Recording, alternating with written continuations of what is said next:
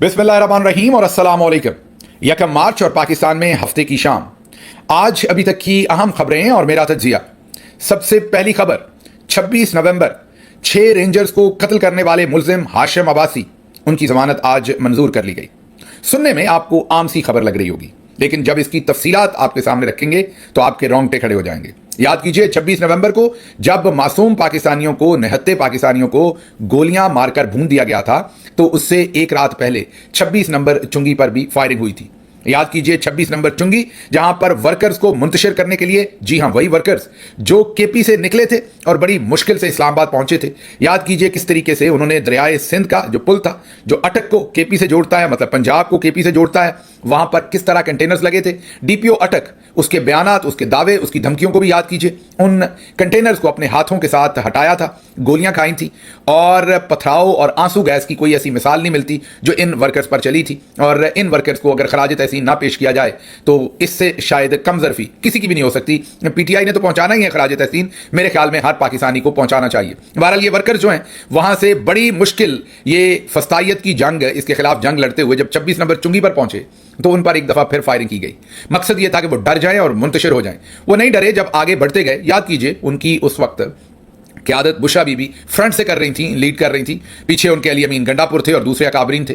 लेकिन जब उन्होंने देखा कि ना ही बुशरा बीबी हट रही हैं और ना ही कारकुनान हट रहे हैं, और रेंजर्स जब कारकुनान के बिल्कुल दरमियान में चले गए और वहां पथराव शुरू हो गया, तो रेंजर्स अपनी जान बचाने के लिए वहां से पीछे भागे। जैसे ही रेंजर्स मुड़े, और उस जल्दबाजी में आपको वीडियो याद होगी जिसमें रेंजर्स का एक एहलकार उनकी अपनी गाड़ी से नीचे गिरता है और पीछे से आने वाली गाड़ियां उसे रोनते हुए चली जाती हैं। एक तो ये शहादत हुई थी या जान गई थी। उसके अलावा एक हाशिम अब्बासी नामी नौजवान जो लैंड क्रूजर पर आ रहा था, गालिबन एबटाबाद से आ रहा था, इसी जगह पर उसकी भी मुठभेड़ हुई। एक तरफ जो मुजाहिरीन के ऊपर फायरिंग हो रही थी रेंजर्स की तरफ से, उधर से पथराव हो रहा था।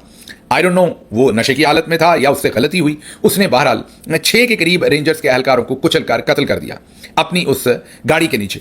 उसको बाद में पकड़ लिया गया। लेकिन उसी वक्त जो टाउट सहाफी थे, बेशर्म, बगैरत का लफ्ज चले मैं इस्तेमाल नहीं करता, आप लोग कहते हैं कि सख्त लफ्ज होता है, इसलिए मैं ठंडे बेशर्म का लफ्ज इस्तेमाल करता हूं।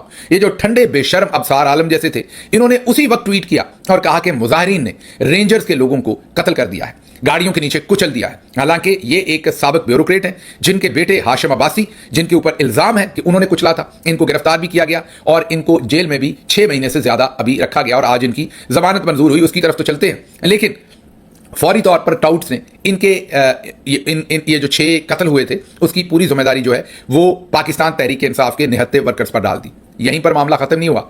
अगले दिन इनका जनाजा हुआ, रेंजर्स एहलकारों का। 26 की सुबह को जब इनका जनाजा हुआ तो उसमें आर्मी चीफ पहुंचे। आपको वो मशहूर जमाना तस्वीर याद होगी जिसमें आर्मी चीफ, इसहाक डार और शहबाज शरीफ एक ताबूत के अंदर शहीद होने वाले जवान का आखिरी दीदार कर रहे हैं, उनका मुंह देख रहे हैं। उसके ऊपर जो ताबूत के शीशा लगा होता है उसके ऊपर से वो पेपर हटाकर बड़े ही इन्हमाक के साथ, बड़े ही गौर के साथ उनका चेहरा देख रहे हैं। जी हां, ये वही जवान था जो शहीद हुआ था इस हाशिम अब्बासी साहब के मुबैना तौर पर गाड़ी के नीचे आके। लेकिन फिर ये वहां पर मुंह क्यों देखा जा रहा था? मुंह इसलिए देखा जा रहा था कि तस्वीर बनवानी थी। जी हां, आर्मी चीफ और जाहिर है डीजीआईएसपीआर का डिपार्टमेंट और तमाम एक वेल थॉट वो सारी की सारी एक्टिविटी थी कि उसमें से सख्त तस्वीर निकले और एक मैसेज भेजा जाए और एक माहौल बनाया जाए, क्योंकि शाम में कत्लेआम किया जाना था। आप इस तस्वीर को गौर से देखिए। हालांकि अमूमी तौर पर ऐसा नहीं किया जाता, क्योंकि गाड़ी के नीचे कुचले गए आर्मी चीफ को तो पता था अब उनका आखिरी दीदार, और वो भी एक ताबूत पर। जवान तो कई थे, एक ही जवान का दीदार करना और तीनों का इकट्ठे दीदार करना और इतने इन्हमाक के साथ और उस तस्वीर को खींचे जाना, और आर्मी चीफ की तनी हुई बॉडी भी उसमें मौजूद है, और इस सारी बात से एक मैसेजिंग की जा रही थी, एक माहौल बनाया जा रहा था। अच्छा जी, आगे चलते हैं। फिर अगली तस्वीर गौर कीजिए। इन्हीं जवानों में से एक जवान के ताबूत को कंधा दिया हुआ है आर्मी चीफ ने, और फिर दोबारा देखिए बहुत एग्रेसिव उनकी बॉडी लैंग्वेज है, तनी हुई बॉडी लैंग्वेज है, और साथ जाहिर है वहां पर शहबाज शरीफ भी है। पूरी की पूरी जो मौजूदा रजीम है उसके बहुत सारे ओहदेदार हैं। आप जनाजा देखें तो उसमें भी बहुत सारे लोग वहां पर मौजूद हैं। हुज हु तमाम इंपॉर्टेंट शख्सियात वहां पर मौजूद हैं। आपको क्या लगा कि ये अचानक से पहुंच गए? बहुत दफा आपको पिछले दिनों में हमने बताया कि जो जनाजा हुआ, हमारे जो बहादुर जवान बॉर्डर पर शहीद हुए हैं टेररिस्टों से लड़ते हुए, वहां पर शहबाज शरीफ तो पहुंचे, आर्मी चीफ नहीं पहुंचे। ये अभी हमने पिछले हफ्ते आपके सामने रिपोर्ट किया। एंड उस वक्त जब वो चोलिस्तान गए हुए थे, उसके आगे पीछे की बात है। तो फिर ऐसा कैसे हुआ कि वहां पर तमाम लोग मौजूद थे? क्योंकि एक नैरेटिव सेट करना था, क्योंकि पता था प्लानिंग थी कि कत्लो गारत करनी है, उसके लिए ये नैरेटिव सेट करना था, उसके लिए एक बयानिया बनाना था, उसके लिए एक वजह फराहम करनी थी। तो आप सोच रहे होंगे ये सारे लोग फिर मिले हुए थे? नहीं, जरूरी नहीं है। इन सब लोगों को किसी कर्नल साहब ने या ब्रिगेडियर साहब ने फोन किया होगा कि सर आज के जनाजे में आपका पहुंचना बहुत जरूरी है। जब हम हुकूमत में थे तो हम देखते रहे हैं ये कैसे वेल ऑर्केस्ट्रेटेड काम किए जाते हैं, ISI से या DGISPR से, इन दोनों तरफ में से किसी एक जगह से फोन गया होगा। वो जो कर्नल साहब लिंक्ड होंगे कि सर आज आपने हर सूरत पहुंचना है, वहां चीफ भी आ रहे हैं, ये बहुत इंपॉर्टेंट है। अब उनको नहीं पता होगा बहुत सारे दूसरे लोगों को कि वहां क्यों पहुंचना है, लेकिन क्योंकि वहां से पैगाम आया है तो सारे लोग वहां पहुंचे होंगे। जाना भी चाहिए था, हमारे ही जवान थे, वो हमारे ही भाई थे, कोई पराये तो नहीं थे। उनके जनाजे से, उनकी शहादत का हमें भी दुख है। और हाशिम अब्बासी ने जो गैर जिम्मेदारी से ड्राइविंग की, वो ना होती और हमारे ये जवान बच जाते तो बेहतर था। लेकिन बहरहाल ये जनाजा हुआ, कंधे दिए गए, तस्वीर बनी और उसमें से जो इमेजरी निकली वो आपके सामने है। उसके बाद उसी शाम को वहीं से, उसी जनाजे से ये पैगाम दिया गया और टाउट सहाफियों ने बताया कि आर्मी चीफ बड़े गुस्से में है और उन्होंने कहा है कि इन जवानों की शहादत का बदला लिया जाएगा। और शाम को फिर गोलियां चली और मासूम निहत्ते पाकिस्तानियों को लाइटें बंद करके गोलियां चलाकर कत्ल कर दिया गया। 17 की लाश, 16 या 17 की लाशें दफनाई जा चुकी हैं, बाकियों का भी पता नहीं है। बहुत सारे पाकिस्तानी जो हैं वो मिसिंग हैं। ये तो थी सारे का सारा नैरेटिव, ये तो था वो सब फसाड जो आपके सामने क्रिएट किया गया। असलियत क्या थी? असलियत आज दहशतगर्दी की अदालत में से निकली है। 6 महीने, जी हां, 6 महीने आशिम अब्बासी को अंदर रखने के बाद आज जमानत दे दी गई। ये वो ड्राइवर था जिसने असल में कुचला था, लेकिन टाउट्स ने पहले मोमेंट से इसको पाकिस्तान तहरीक इंसाफ पर डाला। सिर्फ टाउट्स ने नहीं, जो हमारी स्टैब्लिशमेंट के, मिलिट्री रिजीम के लोग ये सारा कुछ प्लान करते हैं, वो जनाजे पर सारे लोगों को इकट्ठे करना, फिर वो तस्वीर बनवाना, फिर आर्मी चीफ का वो बयान जारी करना, फिर 26 नवंबर की शाम को गोलियां चलना, सब कुछ को इकट्ठा करें तो वेल ऑर्केस्ट्रेटेड प्लान था। हमारी एजेंसियां हमारे ही ऊपर छोड़ी गई थी, मतलब वो एजेंसियां जिन्होंने दुश्मन पर छोड़े जाना था, वो ये सब कुछ अपनी आवाम के साथ कर रही थी। आगे चलते हैं। अब जरा गौर कीजिए, जिस शख्स ने 6 रेंजर्स के एहलकारों को कत्ल कर दिया उसको आज जमानत मिल गई, लेकिन यास्मीन राशिद जो 70 साल से ऊपर उम्र है, डॉक्टर हैं, प्रोफेसर हैं, लातादाद हजारों बच्चों की माओं की वो गायनी डॉक्टर रही हैं, लातादाद डॉक्टर्स को उन्होंने पढ़ाया है, पाकिस्तान की खिदमत की है, एक ईमानदार पॉलिटिशियन है, अब वो एक सीनियर पॉलिटिशियन है। उनका कसूर सिर्फ यह है कि जहां पर पथराव हो रहा था या नारेबाजी हो रही थी वहां पर वो खड़ी थी और लोगों को रोक रही थी। उन्होंने किसी के घर पर या किसी जगह पर हमले पर किसी को नहीं उकसाया, सिर्फ वो बाहर मौजूद थी, तो आज भी जेल में है, उनको जमानत नहीं मिल रही। खतीजा शाह को, आयशा भुट्टा को, सनम जावेद को, कई बार राजा को, इन सबको भी साल साल जेलों में गुजारने के बाद जमानतें मिली।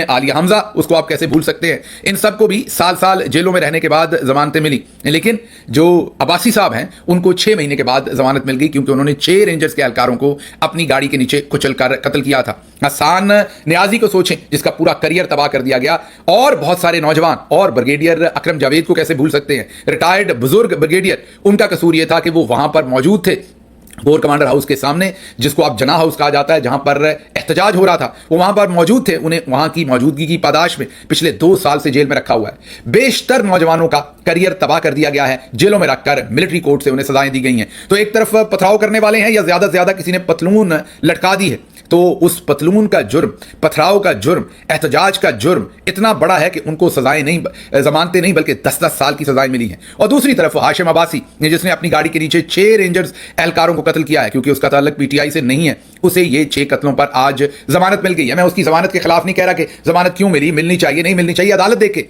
लेकिन मैं सिर्फ आपको ये बताना चाहता हूं कि आज ही उसी अदालत में, मीन इस्लामाबाद की एक और अदालत, इंसदाद दहशतगर्दी की अदालत में 52, जी हां 52 पीटीआई के जो सपोर्टर्स थे, जो पीटीआई के वर्कर्स थे, उनको पेश किया गया, जिनको 26 नवंबर को गिरफ्तार किया गया था। उन्हें आज भी जमानत नहीं मिली।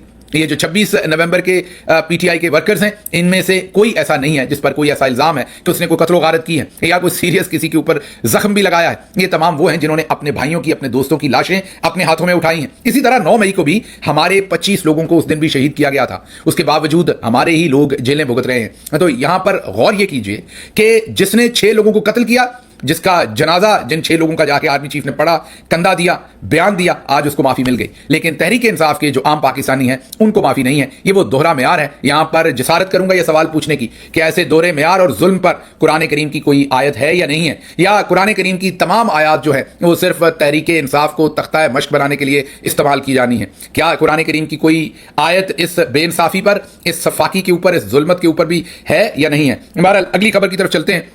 अगली खबर जो है वो इसी से रिलेटेड है। जिले शाह एक स्पेशल बच्चा, खूबसूरत इंसान, मासूम था, इमरान खान से मोहब्बत करता था, पाकिस्तान से मोहब्बत करता था। आप सब उसे जानते हैं। उसकी मेडिकल रिपोर्ट को आपके सामने मैं डिस्कस नहीं कर सकता। मैंने वो मेडिकल रिपोर्ट भी देखी है और उन डॉक्टर से बात भी कर रखी है जिन्होंने वो मेडिकल किया था। जिस तरह का तशद्दुद उस पर किया गया था, कोई हैवान भी ना करे। इंसान तो दूर की बात, बल्कि हैवानों की भी इंसल्ट है कि अगर उनको कहा जाए कि वो ऐसा तशद्दुद करते होंगे। उसको कत्ल किया गया।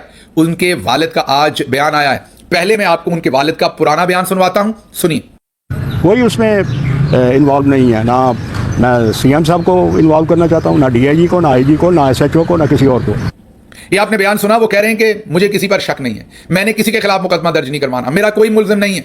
वजह क्या बनी वो आज बता रहे हैं। आज उनका नया बयान सुनिए। क्या काम करता है? मैंने कहा जी वो तो मेडिकल रैप है, तो मोटरसाइकिल पे ही जाता है करीब सारा। तो उसने मुझे कहा यार बाबा जी बात ये है कि जब वो ब्लैक डाला लगता है ना मोटरसाइकिल को, तो वो 300 गज तक जाता है। मैंने कहा अच्छा जी 300 तक। तो उन्हें वेरी फर्स्ट डे ही थ्रेटन मी कि भाई जरा ध्यान से बाबा जी आपने बात करनी है। तो मैंने कहा यार मैंने क्या बात करनी है। एक जगह पे मैंने वो पंडित जवाहरलाल नेहरू का एक कोटेशन कोट कर दी थी थाना रेस कोर्स में।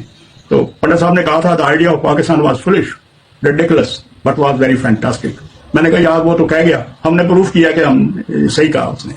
तो ये देख लें कि यहाँ पर तो जुबान बंदी है। तो जैसे फैज साहब ने कहा था ना कि मता हिला हो कलम छिन की तो क्या काम है, कि खून दिल में डबोली है उंगलियां में, जुबान पे मोहर लगी है तो क्या। अच्छा, हर हल्का जंजीर पे लगती है जुबान में। इंशाअल्लाह ताला ये लंबी है गम की शाम। सुना आपने, उनको यह बताया गया कि आपका दूसरा बेटा जो मोटरसाइकिल पर ऑफिस जाता है, अगर वीगो डाला मोटरसाइकिल को हिट करे तो बंदा 300 फुट दूर जाके गिरता है। वालिद ने एक बेटा तो दफना दिया, जो दूसरा बेटा होगा बुढ़ापे का सहारा, अब उसको मरवाना तो नहीं है। जब रियासत गुंडागर्दी पर आ जाए, जब रियासत एक तरफ अपने बयानियों को चलाने के लिए कुरान करीम की आयात की तलावत करे, लेकिन दूसरी तरफ एक मजबूर मजलूम बाप जिसके साथ रियासत को खड़ा होना चाहिए उसको धमकी दे। और इसमें अगर मैं सिर्फ कहूं कि ये मरियम नवाज इसमें इन्वॉल्व थी, या इसमें मैं सिर्फ कहूं कि इसमें मोहसिन नकवी इन्वॉल्व थे, या इसमें सिर्फ कहूं कि आईजी पंजाब इसमें जो है वो मुलव्वस थे, तो ये गलत होगा। ये लड़ी ऊपर तक जाती है, जनरल साहब तक जाती है, क्योंकि उनके अहकामात के बगैर पुलिस को और सबको इतनी शय नहीं हो सकती थी कि वो एक मासूम लाचार बाप को जब उसने अपने बेटे को दफनाया उसके बाद उसको ब्लैकमेल करें और उससे इस तरह के बयानात जबरदस्ती लें। बहरहाल ये बयान भी आपने देखा। अब आपके सामने एक और मासूम की कहानी रखते हैं, अहमद फराद। हमने कल और परसों भी बताया आपको कि उनकी बीवी के ऊपर झूठा कत्ल का मुकदमा बनाया गया है, उस पर तशद्दुद करके उससे जबरदस्ती जो है वो बयान लेने की कोशिश की जा रही है। अहमद फराद का कोई सियासी एजेंडा नहीं है, वो एक शायर है, वो एक परवाना है, दीवाना है, जो जमहूरियत चाहता है, फ्रीडम ऑफ स्पीच चाहता है, रूल ऑफ लॉ चाहता है, एक कश्मीरी शायर। उसको तोड़ने की भरपूर कोशिश की जा रही है। आज उसका आखिरी ट्वीट जब मैंने देखा तो यकीन कीजिए दिल एक दफा टूटा, दिल को खींच पड़ी है। कितना मजबूर हुआ होगा अहमद फराद के। आज उसने लिखा है कि ट्विटर से चंद दिन की या शायद लंबे अरसे की अब गैर हाजिरी करूंगा। जब घर की औरतों को ढाल के तौर पर आप पकड़कर इस्तेमाल करें तो कौन नहीं टूटेगा। तो आप खुद ही सोच सकते हैं अहमद फराद की आज वो परेशानी। जिले शाह के वालिद के साथ ये पहले किया जा चुका, आज वही सब कुछ अहमद फराद के साथ दोहराया जा रहा है। जसारत करूंगा उलमा कराम से पूछने के लिए कि क्या इस जुल्म पर कुरान करीम की कोई आयत उतरी है या नहीं उतरी। ये उलमा कराम जरूर बताएं, और उनको बताएं जो हर उस मौके पर तहरीक इंसाफ को इंतशारी कहते हैं और कुरान करीम की आयत पढ़ते हैं कि उनके इन अमाल के ऊपर कुरान करीम की कौन सी आयत हैं। अब चलते हैं अमेरिका और वहां से आपके सामने अगली खबर रखते हैं। तो अमेरिका में सदर ज़ेलेंस्की जो है उनका और प्रेसिडेंट ट्रंप और वाइस प्रेसिडेंट जेडी वैंस उनका जो टाकरा हुआ है वो तो आप सबने देख ही लिया है। और उस टाकरे में अब ये तो मैंने आपको बता दिया कि ज़ेलेंस्की चले गए थे वहां से, उनको सदर ट्रंप ने कहा कि आप चले जाएं। आवाज़ जो रेज हुई थी वो आपको एक अब क्लिप आया है जो आप देखेंगे तो आपको समझ आएगी, वो आखिर पर आपके सामने रखूंगा। लेकिन उससे पहले मैं आपको ये बताना चाहता हूं कि जब ज़ेलेंस्की वहां से चले गए तो उसके ऊपर अब रिस्पॉन्स आया है। रूस ने यह कहा है कि वो हैरान है कि सदर ट्रंप ने और सदर जेडी वैंस ने, नायब सदर जेडी वैंस ने इतने तहम्मुल का मुजाहरा कैसे किया है। मीन उनके ख्याल में जो ज़ेलेंस्की है उन्होंने बहुत ही वहां पर स्टूपिड बातें की हैं और इग्नाइट करने की कोशिश की है मामलात को। उसके बावजूद ट्रंप ने किस तरीके से इतने तहम्मुल का मुजाहरा किया है, रूस इस पर हैरान है। यूक्रेन से भी रिस्पॉन्स आया है और उन्होंने अपने ही सदर को कहा है कि उसे तहम्मुल का मुजाहरा करना चाहिए था, बुर्दबारी का मुजाहरा करना चाहिए था, उसका जो बिहेवियर था वो मुनासिब नहीं था। जो वीडियो मैं आपको दिखाऊंगा उसके बाद आपको अंदाजा होगा कि मामलात कहां से ऊपर गए थे। लगता तो ऐसे है कि जैसे शायद सदर ट्रंप ने और जेडी वैंस ने उनको एम्बुश किया, लेकिन जब मैं आपके सामने वीडियो रखूंगा तो आपको एग्जैक्टली समझ आएगी कि आम बात हो रही थी। उसमें ज़ेलेंस्की साहब ने जो जेडी वैंस है उनको कहा कि तुम ऊंचा मत बोलो, और बड़ी ही बदतमीजी के साथ कहा कि तुम्हारे ऊंचा बोलने से हालात नहीं बदलेंगे। वो मौका था जब सदर ट्रंप को गुस्सा आया और उन्होंने बीच में जंप लगाई। ये जरा वीडियो सुनिए। You think that if you will speak very loudly about the war, you He's can... not speaking loudly. He's not Yeah. speaking loudly. Your country's Can I- in big can I- trouble. can I Wait a answer? minute. No, Can you've I done a lot of answer? talking. Your country is in big trouble. I know. You're not I winning. know. You're not winning this. I- You have a damn We- good chance of we are coming out staying, okay because of Mr. us. in this cabinet, You and haven't not been only allowed. in this We cabinet. gave you, through I this said thank stupid you. president, $350 billion. You voted We gave for you your military president. equipment. You And voted you for men your are brave, president. but they had to use our military. What about West? If you didn't have You our invited military me- equipment, you invited if me you to didn't speak. have our military equipment, this war would have been over in 2 weeks. In 3 okay? days, I heard it from Putin. In 3 days. This is something Maybe new. less. In 2 weeks. Of course he has. I tell you. Just say thank you. I said a lot of except times that there, thank you except to that, American people. except that there are disagreements, and let's go litigate those disagreements rather than trying to fight it out in the American media when you're wrong. We know that you're wrong. But you see, I think it's good for the American people to see what's going on. देखा आपने, तो ये था वो moment. और अगर आप इस मोमेंट को ना देखें तो फिर आपको शायद समझ नहीं आती और आप समझते हैं कि शायद ये सदर ट्रंप और जेडी वैंस की तरफ से सब कुछ शुरू हुआ। लेकिन हालांकि ये सदर ज़ेलेंस्की जो थे उन्होंने सबसे पहले पहल की जब उन्होंने डायरेक्ट अटैक किया कि आप ऊंचा मत बोलें। उससे पहले अमूमी बातें हो रही थी, हाँ बातें तलखी में ही हो रही थी, लेकिन कोई डायरेक्ट अटैक्स नहीं थे। ये जो पहला अटैक किया उसके बाद फिर मामला जो है वो खराबी की तरफ चले गए। बहरहाल ये तो हुआ, ये तो सारा मामला जो है वो हो गया। लेकिन इसमें चलें, यूक्रेन ने भी कह दिया उन्हें तहम्मुल करना चाहिए था। ज़ेलेंस्की ने इनकार कर दिया, मीडिया रिपोर्ट कर रहा है कि उसने सदर ट्रंप से माफी मांगने से इनकार कर दिया। ये मामला भी हो गया। लेकिन यहां पर एक बड़ा इंपॉर्टेंट मामला है। ज़ेलेंस्की तो बेचारा फौजी भी नहीं है, कोई जनरल भी नहीं है, उसके मुल्क के पास तो एटमी कुव्वत भी नहीं है, कुछ ऐसा नहीं है। उसके बावजूद गलत है, सही है, मैं उसको सही नहीं कह रहा, लेकिन चले गलत है, सही है, उसका एजेंडा होगा, उसका प्लान होगा, उसके मुल्क का इसी में फायदा होगा। उसने वहां पर बदतमीजी करनी पड़ी, अड़ना पड़ा, उसे स्टबन होना पड़ा, जो भी उसने किया। लेकिन अब आपके सामने हम रखते हैं हमारे प्रेसिडेंट, फॉर्मर प्रेसिडेंट और आर्मी चीफ जनाब परवेज मुशर्रफ साहब। उन्होंने in the line of fire में आज किस्मत ज़िमरी साहब ने उनकी किताब का एक तराशा दोबारा से शेयर किया है। ये जरा किताब का एक वर्क देखिए, उनकी अपनी किताब है, अपना उनकी जो याददाश्तें उन्होंने लिखी थी उनमें से उनकी किताब में से एक पेज है, इसको जरा गौर से देखिए। इसमें वो कहते हैं कि मैं गवर्नर हाउस में एक मीटिंग कर रहा था और मुझे जनरल कॉलन पॉल का जो सेक्रेटरी ऑफ स्टेट थे उनका फोन आया और उन्होंने कहा आप हमारे साथ हैं या आप दहशतगर्दों के साथ हैं, हम चाहते हैं कि आप हमारे साथ हों और ये जंग लड़ें, आप दहशतगर्दों का साथ ना दें। तो उन्होंने पूरी तफसील लिखी कि वो मैं फोन नहीं लेना चाहता था, मैं गवर्नर हाउस में मीटिंग कर रहा था, लेकिन मेरे मिलिट्री सेक्रेटरी ने कहा कि नहीं फौरन फोन लें, वो बात करना चाहते हैं। तो बहरहाल उन्होंने कहा कि मुझे धमकी दी गई। ये खुद लिख रहे हैं वो अपनी किताब में। लेकिन आगे जाकर जनरल मुशर्रफ खुद ही लिख रहे हैं कि इससे भी बड़ी बात तब हुई कि जब उसी दिन DGISI जो है, जब ये जनरल कॉलन पॉल जो हैं वो फोन कर रहे थे परवेज मुशर्रफ साहब को, उसी दिन DGISI पाकिस्तान के जो थे वो वाशिंगटन में थे। ये परवेज मुशर्रफ साहब अपनी किताब में लिख रहे हैं। वो कहते हैं उनसे रिचर्ड आर्मिटेज मिले और रिचर्ड साहब ने उनको कहा कि आप हमारे साथ हैं या दहशतगर्दों के साथ हैं और या तालिबान के साथ हैं, और अगर आप उनके साथ हुए तो हम फिर आपको इतना बॉम्ब करेंगे कि आपको पत्थर के ज़माने में वापस भेज देंगे। और ये बात DGISI ने फ़ोन करके मुशर्रफ साहब को बताई।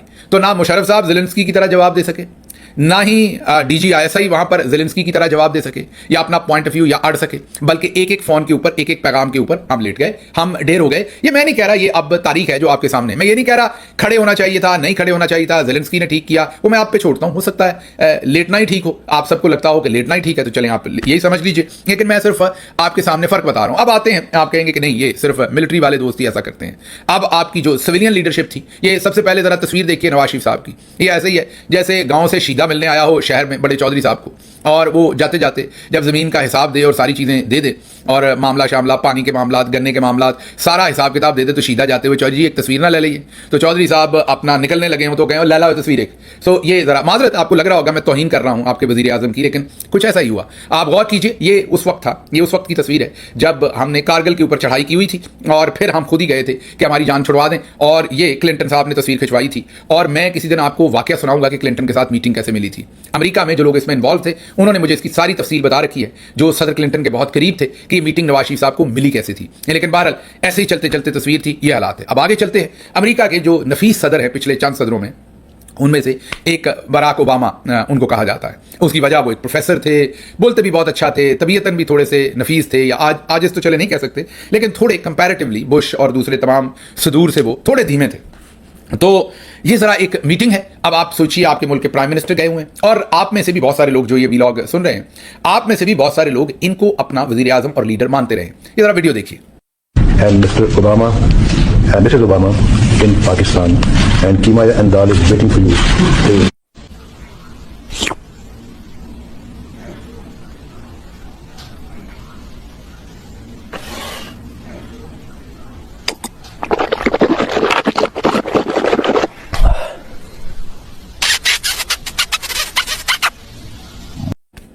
ये आपने देखा है, ये अमेरिकी सदर के सामने बैठ के ये बातें कर रहे हैं। अब मैंने आपको ज़ेलेंस्की की वीडियो भी दिखाई है, इनकी वीडियो भी दिखाई है। अब मैं आपको कुछ तस्वीर और सिर्फ बॉडी लैंग्वेज, मैं आपको इमरान खान साहब की जो तस्वीर है वो दिखा रहा हूं। आपने देख लिया। अब आप जरा खुद गौर कीजिए कि लीडरशिप जो होती है वो क्राइसिस में ही मैटर करती है। लीडर ने कोई आपके, मेरा मतलब पुल और सड़कें तो बनानी नहीं है, वो तो ठेकेदार बनाते हैं या मेयर शहरों के बनाते हैं। आप नेशनल लेवल का लीडर इसलिए चुनते हैं कि उसने दूसरी दुनिया में जाके आपको रिप्रेजेंट करना होता है। ये जो साहब है, ये उसी रुमाल से नाक साफ करते हैं और फिर उसको मुंह पे मल लेते हैं। नवाज शरीफ साहब की माजरत के साथ बात कर रहा हूं। उसके बाद वो हिलरी क्लिंटन को ओबामा की बीवी बना देते हैं, लोगों की बीवियां बदल देते हैं। आलू गोश्त से ज्यादा उनको किसी बात का पता नहीं है। उनकी डिप्लोमेसी आलू गोश्त पे खत्म हो जाती है। पर्चियां पड़ रहे हैं, हवाइयां उड़ी हुई हैं। क्लिंटन के साथ भी उनका वही हाल था, ओबामा के साथ भी। मीन जमाने बदल गए, इनको बार बार वजीर आजम आप बनाते रहे, इक्तदार बदल गए। और वो जो छोटा भाई है, ये इस घर का सबसे बड़ा भाई है। नवाज शरीफ की बात कर रहा हूं। वो जो छोटा भाई है वो तो पहले बेचारा सारी उम्र एहसास से कमतरी में रहा है। सोचिए अगर इसको बैठना पड़ जाए ट्रंप के साथ तो इसका क्या हशर हो। और अब मैं एक और सवाल अपने आप से और आपसे पूछ रहा हूं, और वो सवाल ये है कि आप जरा एक मिनट के लिए सोचिए कि अगर कभी जनरल आसिम मुनीर साहब को इनके साथ बैठना पड़ जाए तो फिर मामला क्या होगा। जो देखने में आया, उनकी अंग्रेजी भी मेरी तरह पूरी है, और जो कुछ काम उन्होंने कर रखे हैं उसके बाद मैं और आप मेरा ख्याल खुद से ही सोच सकते हैं कि वो मीटिंग कैसी होगी और वो मीटिंग कैसी चलेगी। बहरहाल जो टाउट्स हैं उन्होंने अपना काम खींचा है, उसके ऊपर सुबह बात करेंगे। वीलॉग यहां पर लंबा हो गया, मुझे यहां से इजाजत दीजिए। अल्लाह आपका हामी नासिर हो। पाकिस्तान जिंदाबाद।